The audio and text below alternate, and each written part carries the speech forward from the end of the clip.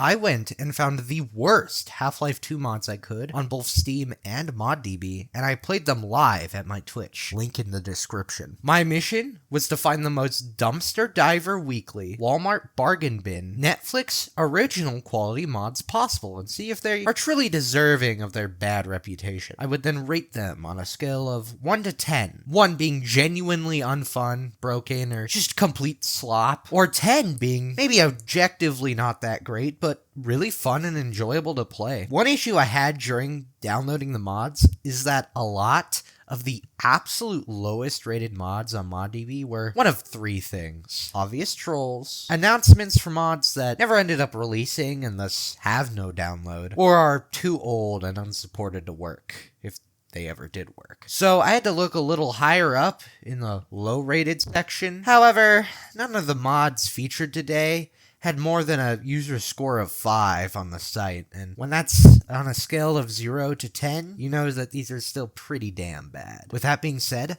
let us begin.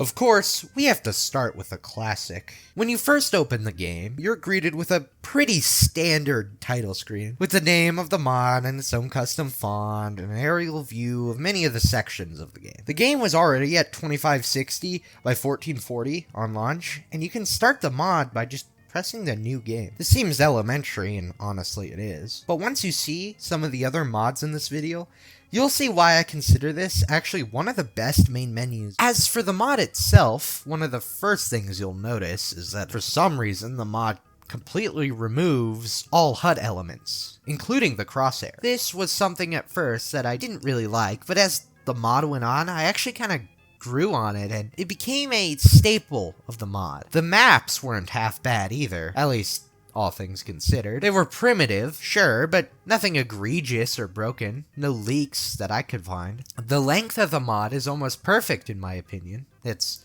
long enough to justify calling it a mod and downloading it, but it's not so long that the scuffed nature and the primitive charm of the mod begins to wear off and get annoying. Again, the map design was primitive, but every space felt somewhat believable, even if the lighting on some was strange. I think the worst map by far was the final arena, but even then, it was just too simple. Not broken or anything. Okay, maybe a little. Regardless, the mod overall was fun, and obviously had a lot of passion put into it. Given all of that, I would say that if you want a short, fun, and scuffed Half-Life experience, or you want to play something while inebriated, Genry's is going to be your go-to. 8 out of 10.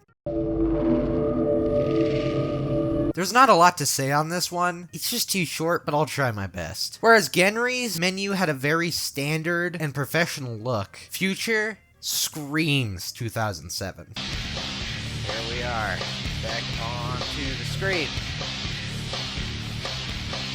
So, as the initial title screen told me, I opened up console and typed maps, and there were 3 maps. So I went in and I typed in the first one. I immediately noticed that I am holding a custom gun. That's pretty neat. Is it well made? No. Does it get the job done? Absolutely. When I spawned in, I was looking at some sort of computer console thing and decided to move from behind it to see where I was. I was immediately greeted by an entire firing squad worth of Combine, and I did my best to try to kill them all. It took a couple tries, but I cleared the room. There are custom textures all over the map and on the Combine, and I'm digging this aesthetic. It's simple and low poly, but in such a charming way. To make a short story even shorter, the map is just a few rooms with enemies in it. I loved the custom weapons, and the style and gameplay really reminded me a lot of Jedi Knight 2 Jedi Outcast when you're breaking into that facility right at the beginning with all the stormtroopers. So, I had reached the end of the map, which was just a random cube after a bridge. So I went to load the next map, and it was the same map. So, you remember those 3 maps right at the beginning? Yeah, they were actually just one map with 3 different names. I looked around the map in no clip. There was nothing else. That I had played the whole map. I guess there were these red Combine. They were kind of cool, I guess. This mod definitely had potential, but it is just way too short. It takes longer to download and set up than it does to play. 6 out of 10. Let me start off by saying, This was by far the longest mod I played. Every other mod was at most 30 to 45 minutes, or at least that's how long I played them. And this one was easily 2.5 to 3 hours. My hopes started high for this mod when there was this custom little cutscene in the beginning. It was scuffed and obviously made in like PowerPoint, but I appreciated the almost comic book style it was trying to create. However, that's about where the good things I can say about this mod end. To sum up the mod in a sentence, it's just vanilla Half-Life 2 but shitty. It follows a very, very similar story. G-Man wakes you up, you go and you find some allies, you go to the lab, meet Kleiner, the Combine follow you and raid it, you go to Silo Prospect, and there's even a small Ravenholm section. You get the point, it's just Half-Life 2. Because the story and the characters and really everything are so much less fleshed out, it's just boring. The first half I was actually really enjoying the mod. I thought it was pretty dang good, at least considering the first two I had played. But about halfway through, there was kind of a noticeable drop in quality in the mod. Nothing too egregious, but the first half of the map was really good about pickups, ammo, health, that sort of thing. Second half was way worse. I actually had to use Impulse 101 plenty of times to heal myself up just so I could survive. And I got to a point where I was just running around in God mode trying to get to the end of the game. At the final map, there's this plot twist where this random resistance medic character that's apparently important in this story was a big traitor, and you kill her, and that is it. That's the ending. You kill her, and then the Combine mothership blows up. Because it's not the Citadel, it's the Combine mothership. Overall, it's just a boring and worse Half-Life 2. It's just bad. This mod is also just meh. You spawn into what I guess is supposed to be the sewers. You explore a bit and come across this Metro cop, so you walk up and kill him.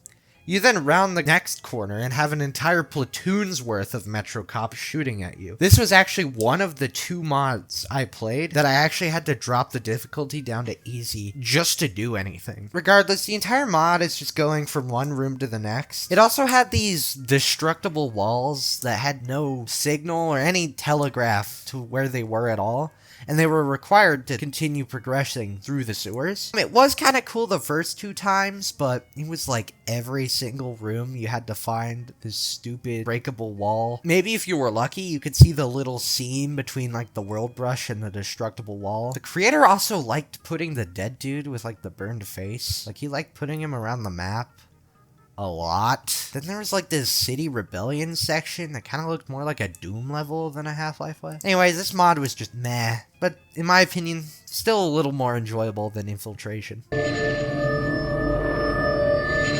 I'm starting to notice a bit of a theme here with the mods, because this one is also just kinda generic, though less so than the other 2. It actually has a pretty neat opening in my opinion, with you waking up and getting an urgent message about an impending Combine raid. The raid happens, and it's a wave-based encounter, and it can be pretty fun, though I will say the time between waves could be shortened by about 2 decades. Eventually, someone comes to rescue you through some covert tunnels that you and the Resistance have set up. You blow up the entrance so the Combine can't follow you. Now would be a good time to mention that this was the buggiest mod of them all. Nothing super absurd, and some of the bugs were actually pretty funny.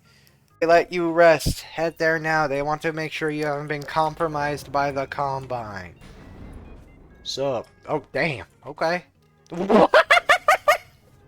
But there was this little manhole-like cover that would open up automatically. But if you touched it with your character model or pressed E on it or basically breathed on it, it would break. So you'd have to reload the map. There's this Vortigaunt trying to make food or something, and he's just on air. So I tried to give him a table. Yeah. Oh!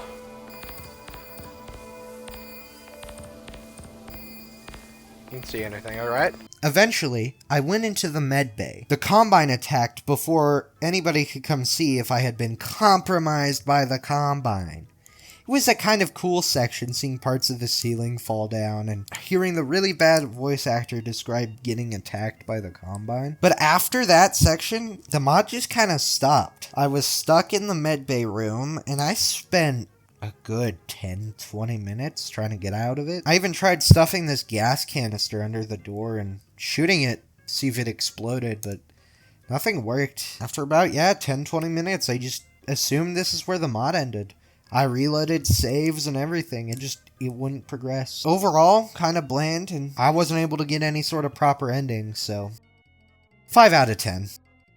And now, I have saved the worst for last. This mod is the biggest piece of slop I could find, and in my humble opinion, is genuinely on par, if not worse, than Hunt Down the Freeman.